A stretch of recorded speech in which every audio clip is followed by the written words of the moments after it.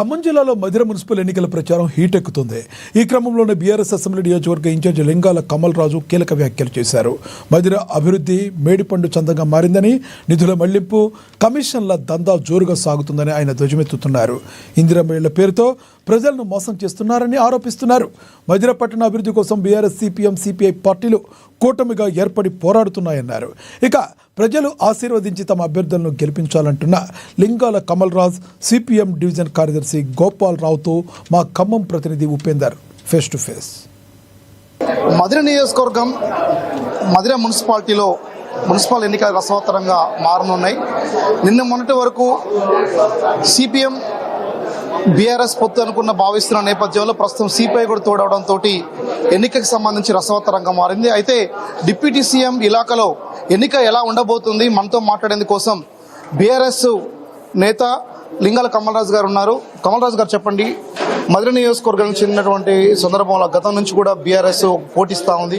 ఈసారి బలమైనటువంటి కోటలో ఎలా ఎదుర్కోబోతా ఉన్నారు కాంగ్రెస్? ముందుగా అమ్మా న్యూస్ ఛానల్ వారికి ధన్యవాదాలు తెలియజేస్తూ, ప్రేక్షకులకి నమస్కారం తెలియజేస్తూ, రేపు 11వ తారీఖు జరిగేటువంటి మున్సిపాలిటీ ఎన్నికల్లో సిపిఎం, సిపిఐ పార్టీలతో కలిసి మేము ఈ మున్సిపల్ ఎన్నికల్లో కాంగ్రెస్ పార్టీని 100కి 100 బాళ్ళు ఓడించబోతా ఉన్నాం. ఎందుకు అంటే మేము గతంలో చేసినటువంటి అభివృద్ధి ప్రజలు చూశారు. కానీ ఒక పెద్ద పదవి వచ్చినటువంటి ఈ మధిర నియోజకవర్గానికి డిప్యూటీ సీఎంగా ఉన్నప్పటికి కూడా ఆయన చేసినటువంటి శూన్యం. అందుకనే ప్రజలకు మా మీద నమ్మకం ఉన్నది. తప్పకుండా ప్రజలు మమ్మల్ని నమ్ముతారు. కేసీఆర్ గారిని, ప్రభుత్వాన్ని చూశారు కాబట్టి ఆ నమ్మకంతో మేము ప్రజల దగ్గరికి వెళ్తున్నాం. ప్రజల విశ్వాసాన్ని కూడా చూరుకుంటాం. డిప్యూటీ సీఎం మేజర్ పెట్టుబడులు మొత్తం కూడా మధిర నియోజకవర్గంగా చేరుతా ఉన్నాయి అని చెప్పేసి మరోవైపు ఉన్నటువంటి బీఆర్ఎస్ నేతలు విమర్శ చేస్తా ఉన్నారు. మధిర మున్సిపాలిటీలో కూడా రకరకాల సమస్యలు కూడా ప్రధానమైన డ్రైనేజ్ సమస్య, రిటర్నింగ్ వాల్ సమస్య లాంటి ఒక పరిష్కారం చూపుతున్నామని చెప్పేసి అని డిప్యూటీ సీఎం గారు అంటున్నారు. మరోవైపున ఇప్పుడు ప్రధానమైనటువంటి విమర్శ కూడా ఏ పని చేయలేదు ఇక్కడ డిప్యూటీ సీఎం అనేటువంటి ప్రధానంగా మెయిన్ విమర్శలు వస్తూ ఉన్నాయి. ఈ నేపథ్యంలో ఏది కరెక్టు? ఎందుకు ఈ బీఆర్ఎస్కి ఓటేయాలా, కాంగ్రెస్ ఎందుకు ఓడించాలి? నిధులు చేరుతున్న మాట వాస్తవం. వారి జేబుల్లోకి, వారి ఇంట్లోకి నిధులు బ్రహ్మాండంగా చేరుతున్నాయి. ఎందుకంటే అభివృద్ధి పేరుతోటి దోపిడీ అనేది పెద్ద ఎత్తున జరుగుతూ ఉన్నది. కానీ మధిరలో ఏమన్నా చేస్తే చేసింది చూపించమని చెప్పండి, మేము అడుగుతా ఉన్నాం. మేము ఇప్పుడేమంటున్నారు, మున్సిపాలిటీ ఎన్నికల కోసం మేము చేస్తాము, మేము అందుకని శంకుస్థాపనలు చేసినామని హడావుడి శంకుస్థాపనలు లేదో మసిపూసి మారేడుగా చేసేటువంటి ప్రయత్నం చేస్తున్నారు. కానీ మేము చేసిన దాన్ని చూపించి ఓటు అడుగుతున్నాం, వాళ్ళు చేయబోయేదాన్ని చెప్పి ఓటు అడుగుతున్నారు. అందుకని ప్రజలు చేసిన దాన్ని చూస్తారా, చెప్పే మాటలు నమ్ముతారా అనేది ప్రజల తీర్పునే చూడాలి మనం. డిప్యూటీ సీఎం ఇలాగ ప్రధానమైనటువంటి మున్సిపాలిటీలో మాస్టర్ ప్లాన్, బీఆర్ఎస్ దగ్గర ఉన్న మాస్టర్ ప్లాన్ ఏంటి, ఏం సూచించాలనుకుంటున్నారు కాంగ్రెస్ పార్టీ అభ్యర్థులకు కానీ, ప్రజలు కాంగ్రెస్కి వచ్చే ప్రజలకు కానీ బీఆర్ఎస్ దగ్గర ఉన్న మాస్టర్ ప్లాన్ గురించి ఏం చెప్తారు అడిగితే? ప్రజలకు ఇచ్చినటువంటి హామీలను నెరవేర్చడంలో కాంగ్రెస్ ప్రభుత్వం వైఫల్యాలే బీఆర్ఎస్ పార్టీ మాస్టర్ ప్లాన్. ప్రజలకు మధిర పట్టణంలో ఏమీ చేయనటువంటి బట్టి గారి పనితరమే మాకు మాస్టర్ ప్లాన్. అంతకు తప్ప మాకు వేరే మాస్టర్ ప్లాన్ అవసరం లేదు. ఎందుకంటే ఈ 2.5 సంవత్సరాలుగా వారిని చూశారు. ఇచ్చినటువంటి హామీలు ఒక్కటి కూడా సక్రమంగా అమలు చేయలేదు. అందుకనే ఆ హామీల్ని అమలు చేయలేదని ప్రజలకు చెప్పుకుంటూ హామీలని అమలు చేయాలని నిలదీస్తూ ప్రజల దగ్గరికి మేము వెళ్ళడం జరుగుతుంది. ప్రధానంగా ఇప్పుడు ఎవరెవరు పోటీ చేస్తా ఉన్నారు, ఎన్నికలకు సంబంధించి విజయాలు ఎన్ని గెలవబోతా ఉన్నారు, ఖచ్చితంగా చైర్పర్సన్ కి సంబంధించి గెలిచి తీరే అవకాశం ఏమైనా కనిపిస్తా ఉందా? బట్టిని ఎదుర్కొనే శక్తి ప్రస్తుతం మీ కూటమికి ఉందని భావిస్తా ఉన్నారు?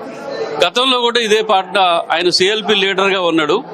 సిఎల్పి లీడర్ నియోజకవర్గంలో మున్సిపాలిటీ గెలుస్తుందా అని అనుకున్నారు. గతంలో సిపిఎం, సిపిఐ, తెలుగుదేశం, కాంగ్రెస్ కూటమిగా ఉన్నారు. ఈసారి సిపిఎం, సిపిఐ మాతోటి ఉన్నారు. అందుకనే మేము ప్రతిపక్షంలో ఉన్నాం, ఆయన డిప్యూటీ సీఎంగా ఉన్నాడు. గతంలో కూడా మేము ఇదే రకమైనటువంటి ప్రజలు అనుకున్నటువంటి దాన్ని మేము గెలిచి సమాధానం చెప్పాం. ఈసారి కూడా మరి మా కూటమి తోడైంది.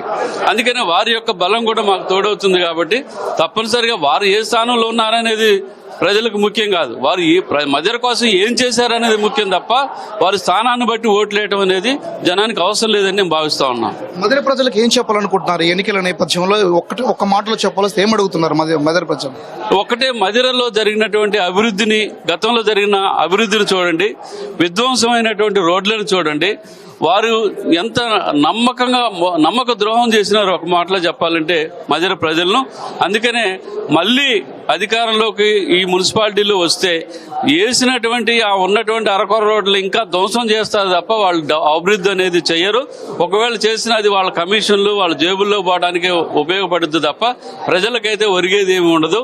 అందుకని మదిర ప్రజలారా ఆలోచించండి, కాంగ్రెస్ నమ్మి మోసపోకండి. మా కూటమి ఏదైతే ఉన్నదో 3 వార్డుల్లో సిపిఎం పార్టీ, 1 వార్డులో సిపిఐ పార్టీ, 1 వార్డులో తెలుగుదేశం రెబల్ గా ఉన్నటువంటి హనుమంతరావు గారు, అలాగే 17 వార్డుల్లో కారు గుర్తు మీద పోటీ చేస్తున్నటువంటి అభ్యర్థులను గెలిపించమని మీ ద్వారా విజ్ఞప్తి చేస్తా ఉన్నాను. మనతో పాటు మాట్లాడేందుకు కూడా సిపిఎం మధుర డివిజన్ సెక్రటరీ ఉన్నారు. చెప్పండి గోపాలరావు గారు, ఈ సిపిఎం అభ్యర్థులకు సంబంధించి ఎన్ని చోట్ల పోటీ చేస్తూ ఉంది? బీఆర్ఎస్ తో మీ జతకట్టంలో వచ్చే ఫలితాలు ఏంటి? ఈరోజు సిపిఎం పార్టీ మధుర మున్సిపాలిటీలో బీఆర్ఎస్తో కలిసి పోటీ చేస్తూ ఉన్నాం. 3 వార్డులు 9, 15, 18 3 వార్డులు సిపిఎం తీసుకుంది. మిగతా వార్డులలో బీఆర్ఎస్కి సిపిఎం పార్టీ సపోర్ట్ చేస్తూ ఉంది. ఈరోజు కాంగ్రెస్ పార్టీ మీద ఉన్న వ్యతిరేకతతో ఈ కూటమి 100% ఈ మున్సిపాలిటీలో గెలుస్తుందనే ఒక విశ్వాసం ఉంది. మధుర నియోజకవర్గానికి చెందినటువంటి మొత్తంగా చూసుకున్నప్పుడు కాంగ్రెస్ బలమైన కంచుకోట. మధుర పట్టణంలో ఓవరాల్గా చూసుకున్నప్పుడు కాంగ్రెస్ కూడా బలమైన పునాదులు ఉన్నాయని చెప్పేసి ప్రచారం జరుగుతూ ఉంది. ఈ నేపథ్యంలో మధుర పట్టణాన్ని అభివృద్ధి పథం నడిపిస్తున్న బట్టీని ఓడించాలని చెప్పేసి ఒక కూటమి బయలుదేరిందని చెప్పేసి ఇప్పటికే కాంగ్రెస్ విమర్శిస్తా ఉంది. దీనికి స్పందన ఏంటి? మధుర మున్సిపాలిటీ కానీ మధుర నియోజకవర్గం కానీ కాంగ్రెస్ పార్టీ కంచుకోవటం కాదు. ఈరోజు మధుర మున్సిపాలిటీలో తీవ్రమైన మున్సిపాలిటీ ఉన్న ప్రజల్లో కాంగ్రెస్ పార్టీ పట్ల డిప్యూటీ సీఎంగా ఉన్న బట్టి విక్రమార్క గారి పట్ల తీవ్రమైన వ్యతిరేకత ఉంది. కారణం ఏంటి అంటే వారు అధికారంలోకి వచ్చి బట్టి విక్రమార్క గారు డిప్యూటీ సీఎం అయిన తర్వాత 2.5 సంవత్సరాలు ఒక్కటంటే ఒక ల్యాండ్ మార్క్ పని ఏదైనా సరే నేను ఈ మధుర మున్సిపాలిటీలో ఒక పని చేశాను అని చెప్పుకోవడానికి ఒక్కటంటే ఒకటి పని లేదు. అందుకని ప్రజలు ఆయన ఎన్నిక కాగానే చాలా ఆశించారు. మధుర మున్సిపాలిటీ ఏదో అయిపోతుంది, ఏదో రూపురేఖలు మారిపోతే అభివృద్ధి పరుగులు పెడుతుంది అని చెప్పి ప్రజలు కూడా నమ్మారు. కానీ చూస్తూ ఈ 2.5 ఏళ్లలో ఇంత ఒక్కటంటే ఒక పని చేయలేదు. చేయకపోగా ఉన్న రోడ్లను ధ్వంసం చేసే పని పెట్టుకున్నారు. దీంతో ప్రజల్లో తీవ్రమైన వ్యతిరేకత ఉంది. ఈసారి ఆ వ్యతిరేకత ఓట్ల రూపంలో కనబడుతుంది. కాంగ్రెస్ ఓటమికి అదే కారణం అవుతుంది.